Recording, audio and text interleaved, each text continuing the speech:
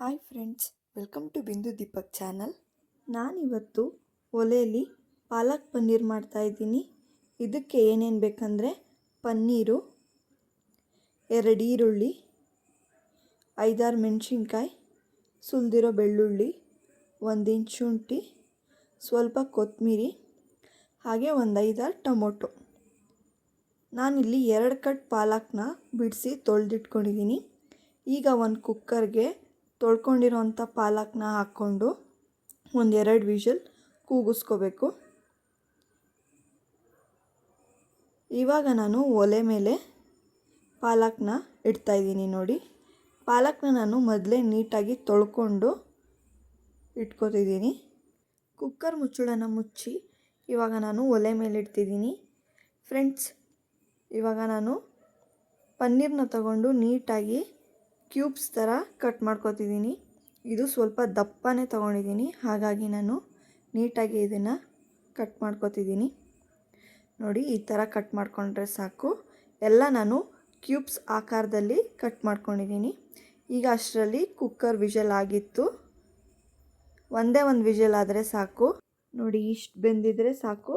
ಇದನ್ನು ಇವಾಗ ಒಂದು ಪ್ಲೇಟ್ಗೆ ಹಾಕ್ಕೊಂಡು ಅದು ಆರೋವರೆಗೂ ಬಿಡಬೇಕು. ನಾನಿಲ್ಲಿ ಒಂದು ಪ್ಲೇಟಿಗೆ ತೆಗೆದಿಟ್ಕೋತಾ ಇದ್ದೀನಿ. ಇದನ್ನು ಸ್ವಲ್ಪ ಹೊತ್ತು ಆರಾಗಿ ಬಿಡಬೇಕು.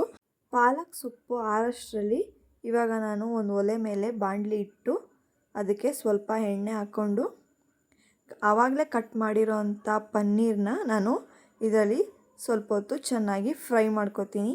ಏನಕ್ಕೆ ಅಂದರೆ ಪನ್ನೀರ್ ತುಂಬ ಸಾಫ್ಟಾಗಿರುತ್ತಲ್ವ, ಅದು ಎಣ್ಣೆಯಲ್ಲಿ ಬೇಯೋದ್ರಿಂದ ಸ್ವಲ್ಪ ಗಟ್ಟಿಯಾಗುತ್ತೆ. ಅದಕ್ಕೋಸ್ಕರ ನಾನು ಇದನ್ನು ಫ್ರೈ ಮಾಡ್ಕೊತಿದ್ದೀನಿ. ಜಾಸ್ತಿ ಏನು ಫ್ರೈ ಮಾಡೋ ಅವಶ್ಯಕತೆ ಇಲ್ಲ. ಸ್ವಲ್ಪ ಗೋಲ್ಡನ್ ಬ್ರೌನ್ ಆಗೋಷ್ಟು ನಾವು ಫ್ರೈ ಮಾಡಿದ್ರೆ ಸಾಕು. ನೋಡಿ, ಇವಾಗ ಫ್ರೈ ಮಾಡಿಕೊಂಡು ನಾನು ಪನ್ನೀರ್ನೆಲ್ಲ ಒಂದು ಪ್ಲೇಟಿಗೆ ತೆಗೆದಿಟ್ಕೋತಾ ಇದ್ದೀನಿ. ಇವಾಗ ಅಷ್ಟರಲ್ಲಿ ಪಾಲಕ್ ಕೂಡ ಆರಿದೆ. ಒಂದು ಜಾರ್ಗೆ ನಾನು ಪಾಲಕ್ನ ಹಾಕೋತಿದ್ದೀನಿ. ಅದ್ರ ಜೊತೆಗೆ ಒಂದು 3-4 ಹಸಿಮೆಣ್ಸಿನ್ಕಾಯಿನ ಅದ್ರ ಜೊತೆಗೆ ಸೇರಿಸ್ಕೊತಿದ್ದೀನಿ. ನೀವು ನಿಮ್ಮ ಖಾರ ತಕ್ಕನಾಗೆ ನೀವು ಖಾರನ ಹಾಕ್ಕೋಬೋದು. ಇವಾಗ ನಾನು ಇದನ್ನು ನುಣ್ಣಗೆ ಪೇಸ್ಟ್ ಮಾಡಿ ಇಟ್ಕೊತಿದ್ದೀನಿ. ಕೆಲವರು ಇದನ್ನು ಬೇಕಿದ್ದರೆ ಹಾಗೇ ತರ್ತರಿಯಾಗೂ ಮಾಡ್ಕೋಬೋದು. ನಾನಿಲ್ಲಿ ಒಂದು ಕುಟಾಣಿಲಿ ಶುಂಠಿ, ಬೆಳ್ಳುಳ್ಳಿ ಹಾಗೆ ಕೊತ್ತಂಬರಿನ ನಾನು ಕುಟ್ಕೋತಾ ಇದ್ದೀನಿ. ಏನಕ್ಕೆ ನಾನು ಇದನ್ನು ಸಪ್ರೇಟಾಗಿ ಕುಟ್ಕೋತಿದ್ದೀನಿ ಅಂದರೆ ಇದು ಎಲ್ಲ ಹಸಿಯಾಗಿರುತ್ತೆ. ಸೊ ನಾವು ಇದನ್ನು ಬೇಯಿಸ್ಬೇಕಾದ್ರೆ ಹಸಿ ಸ್ಮೆಲ್ಲೆಲ್ಲ ಹೋಗೋವರೆಗೂ ಚೆನ್ನಾಗಿ ಬೇಯಿಸ್ಕೋಬೇಕು. ನಾವು ಇದನ್ನ ಪಾಲಕ್ ಜೊತೆ ಹಾಕಿಬಿಟ್ರೆ ಏನಾಗುತ್ತೆ ಅಂದರೆ ಅದು ಬೆಂದಿರುತ್ತೆ, ಇದು ಹಸಿ ಥರನೇ ಇರುತ್ತೆ. ಸೊ ಅದಕ್ಕೆ ನಾನು ಆ ಥರ ಮಾಡ್ಕೋತಿಲ್ಲ. ಇವಾಗ ಅದನ್ನು ಕುಟ್ಟಿದ್ದೀನಿ. ಅದೇ ಎಣ್ಣೆಗೆ ನಾನು ಆವಾಗಲೇ ಪನ್ನೀರ್ ಹುರಿದಿರೋ ಎಣ್ಣೆಗೆ ಈರುಳ್ಳಿನ ಹಾಕೋತಿದ್ದೀನಿ.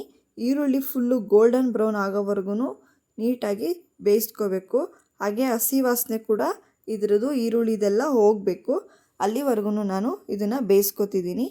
ನೋಡಿ, ಇದನ್ನು ನೀಟಾಗೆ ಈ ಕಲರ್ ಚೇಂಜ್ ಆಗೋವರೆಗೂ ಬೇಯಿಸ್ಕೋಬೇಕು.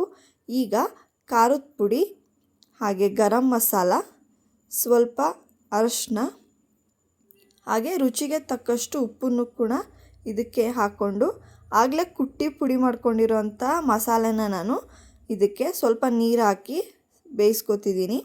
ನೀರು ಏನಕ್ಕಪ್ಪ ಹಾಕ್ತಿದ್ದೀನಿ ಅಂದರೆ ನಾವು ಖಾರದ ಪುಡಿ ಮತ್ತು ಗರಂ ಮಸಾಲೆ ಎಲ್ಲ ಹಾಕಿರೋದ್ರಿಂದ ಸ್ವಲ್ಪ ನೀರನ್ನ ನಾನು ಹಾಕೋತಿದ್ದೀನಿ. ಈಗ ಇದಕ್ಕೆ ಟೊಮೊಟೊ ಹಾಕ್ಕೊಂಡು ನೀಟಾಗಿ ಮಿಕ್ಸ್ ಮಾಡಿಕೊಂಡು ಬೇಯಿಸ್ಕೋಬೇಕು. ಇದಾದಮೇಲೆ ಪಾಲಕ್ ಪೇಸ್ಟ್ ಮಾಡಿರೋದನ್ನು ಕೂಡ ನಾನು ಇವಾಗ ಸೇರಿಸ್ಕೊತಿದ್ದೀನಿ. ಎಲ್ಲನೂ ಸೇರಿಸ್ಕೊಂಡು ನೀಟಾಗಿ ಹಸಿ ವಾಸನೆ ಹೋಗೋವರೆಗೂ ಚೆನ್ನಾಗಿ ಬೇಯಿಸ್ಕೋಬೇಕಾಗುತ್ತೆ.